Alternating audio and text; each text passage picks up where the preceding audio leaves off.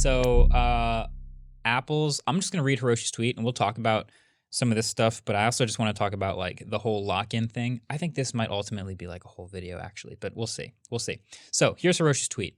Apple's iMessage lock-in is a documented strategy. Using peer pressure and bullying as a way to sell products is disingenuous for a company that has humanity and equity as a core part of its marketing. The standards exist today to fix this. And that's a quote tweet of a Wall Street Journal article talking about how Apple's iMessage sealed its dominance with an army of texting teens. Yeah. So basically suggesting that the standards exist today to fix this, RCS. Mm-hmm. Okay.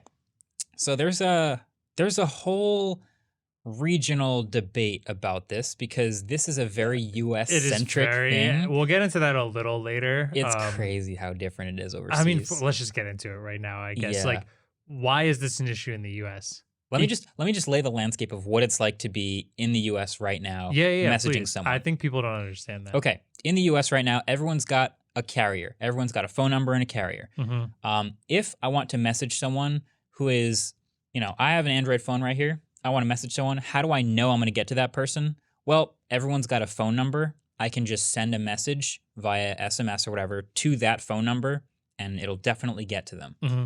Everyone has a different service plugged into that phone number, basically a different app that receives the messages.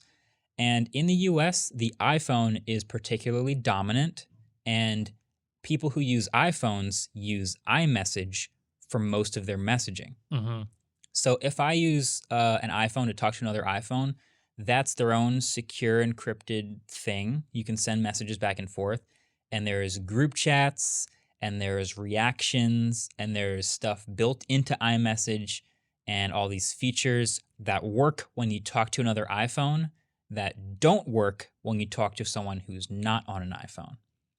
So, and to go off that, if you are not on an iPhone in the US, the default from all of these carriers, the app is just a messaging app that uses SMS or MMS. Exactly. And that is the way that just everyone has talked to for years and years in the US. Like, messaging apps are not a big thing here. Yeah. So when everyone goes, okay, first of all, so the bullying part or the you're going messaging straight into part. Okay. Yeah, just to lay the landscape is like, okay, when I'm on an iPhone and I text someone else who has an iPhone, I say text, it's a blue bubble. Mm-hmm. It just works a certain way. When I text someone who's on an Android phone or any other phone, it's a green bubble. And so if I'm in a messaging group with a bunch of other blue bubbles, the green bubble comes in, it like sort of breaks it. It doesn't work anymore. Everyone who's trying to like certain messages is sending more messages to the person with the green bubble. Oh yeah. Because if you like a message from an iPhone, it sends a text to the Android phone saying they liked your and then does the entire text. Yeah. So essentially, people will avoid adding Android phones to their group chats because they want to make sure it stays working the correct way. There's a whole bunch of small features. Have you experienced that? Not specifically with the messaging features. I think it's far more for the younger generation where this is, because like when we were going through high school, at least when I was going through high school, we were all just using regular phones. Like text messaging was the thing you did because it was all there was. There was only SMS because we didn't have smartphones. Mm-hmm. And like I can see now in our generation where everyone in high school and stuff has smartphones, and like maybe there's some sort of weird, I don't know if the bullying is because it doesn't work as well, or it's something similar to where there used to be past bullying of like, somebody's wearing Skechers and someone's wearing Jordans. It's more of like an off-brand, more of a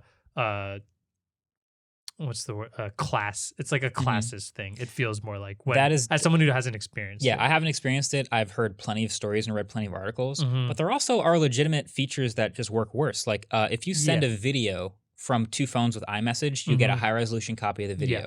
If you send a video from an Android phone to an iPhone or vice versa, you get this like pixelated, compressed mess of an unintelligible video. Yeah. It's terrible. So I have family members that like, for example, my uncle, I'm just gonna ruin the family group chat right now. My uncle takes videos of my cousins playing basketball. You know, my cousin gets up for a huge block in his like little league basketball game. I'm like, that's sick. He sends me a video of it. I can't see anything in the video. I'm like, he just dunked for the first time. I can't tell. It's a really bad video. I have a perfect example of this in my text messages right now. This is my aunt sending all of us a video of a bald eagle that she saw. Yeah, you can't see anything. You can't see anything. I don't know if like this is what I get. This is the full screen video of a bald eagle, and it's just a blur. Yeah. So things like that. So Apple doesn't have any incentive to change this because they want as many people to use iPhones as possible. So if the story goes, hey, your Android phone doesn't work well with all these videos and messages and likes and things I've been sending you, the pressure is get an iPhone so you can join this little thing we've got going on. And that includes like FaceTime and all sorts of other things. But just as far as iMessage goes, that's the pressure is please get an iPhone so we can include you in this group. And Apple loves that. Of course. I mean, it's money. Why would you not like that? So the lock-in basically is like nobody wants to leave the iMessage ecosystem because everything works so well. We're talking to other people with iPhones. We want everyone in, and no one wants to leave. So Hiroshi saying the standards exist today to fix this is now we have this thing called RCS. Just to briefly super simplify rich communication standard, it's kind of like SMS 2.0 if you want to think about it. Services. Oh, thank you. Standard service. Okay. Just making sure. Rich communication. But the idea is it has a bunch more features. It has, you can see read receipts. You can see if somebody's typing. You can see, reactions, I think is another thing. So most importantly, encryption. Encryption as well.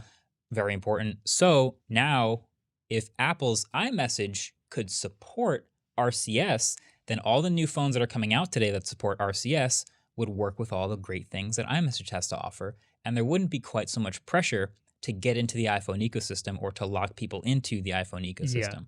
That's the basic idea. Apple, being a competitive, very smart business, will never do that.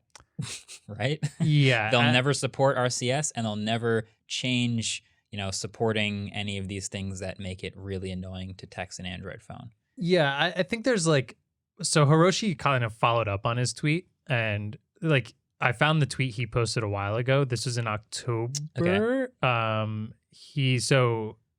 The Android Twitter tweeted that Green Jacket is next for our Green Bubble King because Bryson DeChambeau. Oh, Bryson DeChambeau. Yeah, he's an Android phone. He uses an Android. Yeah. And then Hiroshi retweeted that group chats don't need to break this way. There exists a really clear solution, and he all capitals RCS, really clear solution.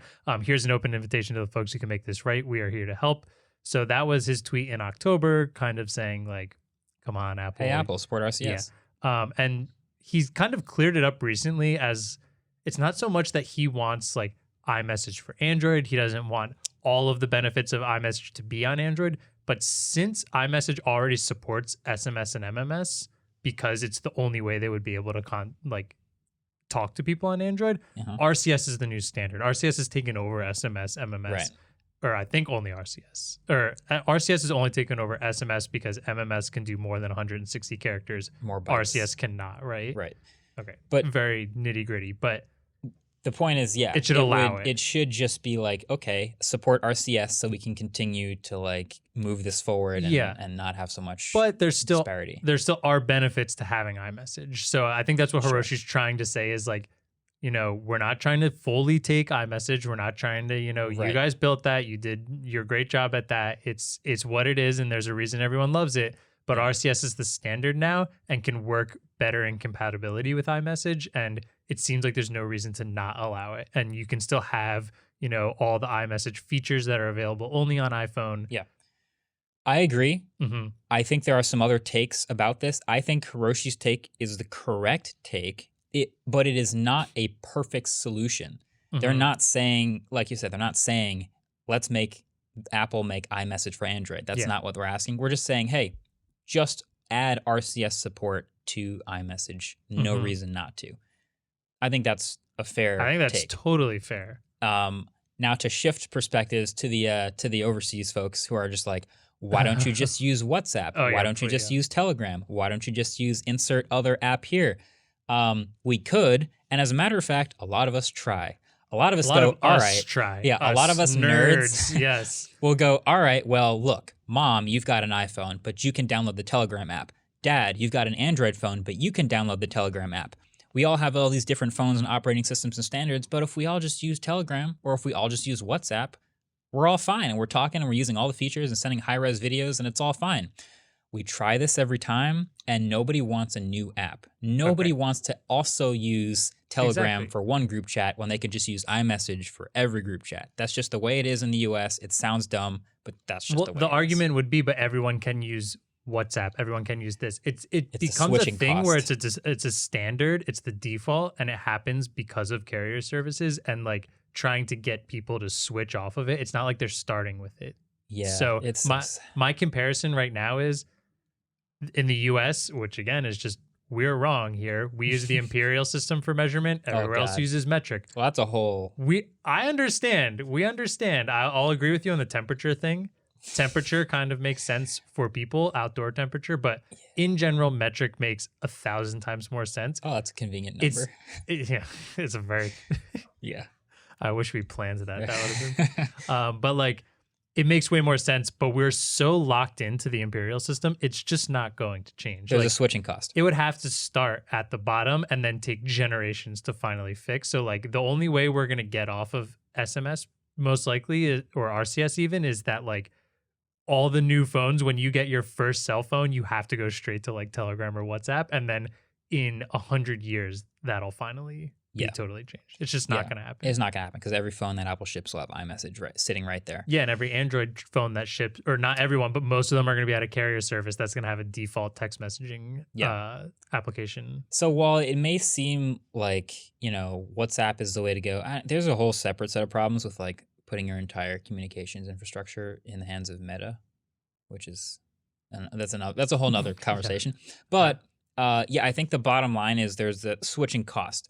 So it will have to get worse before it gets better, and it will take a total group commitment for everyone's messaging situation to get worse before it gets better. And we as humankind are terrible at total group commitment. Awful at that. I think we've noticed. We've noticed lately we're pretty bad at total group commitment. I do have one more argument, though, that I think could be the eventual way that sways Apple to finally allowing RCS. Really? And I think it's people making the argument that Apple is a company that prides itself in privacy so much, and that SMS is super not secure while RCS now has encryption. Right. So it is actually, when you're using iMessage and you're sending to an Android phone, your messages are stored as SMS and not encrypted. So now you actually are making it less private for iPhone users. So basically, as an iPhone user, it's either Apple lets RCS become the standard and available in iMessage, or you just tell iPhone users to literally never speak to Android users. Yeah. And that's your most encrypted way of communication. I like to look at this from every perspective, and I think the one perspective that nobody likes to look at it from, but you have to include, is from Apple's perspective.